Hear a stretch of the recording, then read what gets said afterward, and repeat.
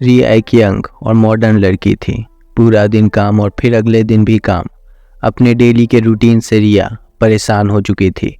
तो एक दिन रिया अपने दोस्तों के साथ रात को कैंपिंग पर जाने का प्लान बनाती है। रिया और उसके दोस्त एक सुनसान जंगल चुनते हैं कैंपिंग के लिए, जहाँ कोई नहीं आता था। जब रात का अंधेरा बढ़ने लगा, उन्होंने आग जलाई और एक दूसरे को डरावनी कहानियां सुनाने लगे। तभी एक दोस्त विक्रम ने एक पुरानी कहानी सुनाते हुए कहा कि इस जंगल के बारे में जानते हो?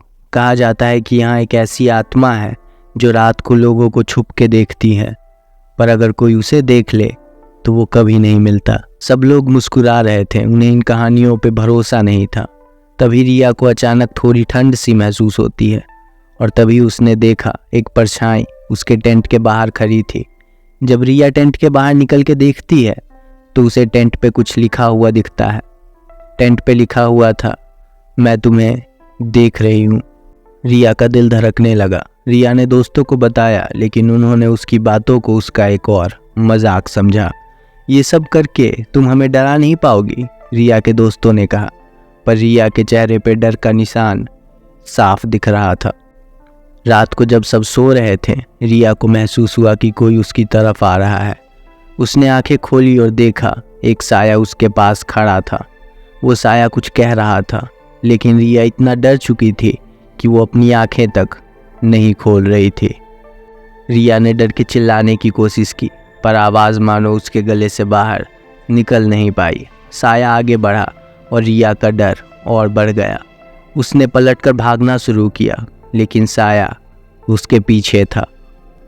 उसने दोस्तों को जगाने की कोशिश की, लेकिन सब गहरी नींद में थे।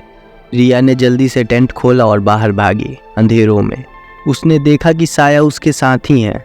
वो सिर्फ उसका साया नहीं था, बल्कि कुछ या कोई और ही था। घर जाने का रास्ता रात के अंधेरे में दिखाई नहीं दे रहा था। तभी रिया फिर से चीखने की कोशिश करती है और इस बार उसकी आवाज़ जंगल में किसी तूफान की तरह गूंजने लगती है। कुछ देर बाद रिया ने महसूस किया कि साया उसके करीब आ गया है। उसने आंखें बंद कर ली, लेकिन जब उसने आंखें खोली वो बिल्कुल अकेली थी। उस रात का अंधेरा गहरा होता गया।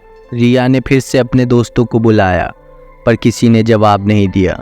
तब उसे समझ आया कि उसके दोस्तों ने उसकी चीख कभी सुनी ही नहीं थी, पर वो ऐसे हार नहीं सकती थी। वो अपने दोस्तों के टेंट की तरफ भागी और इतनी ज़ोर से चीख पड़ी कि मानो जैसे बादल फट गया हो। रिया के दोस्त टेंट में पड़े थे।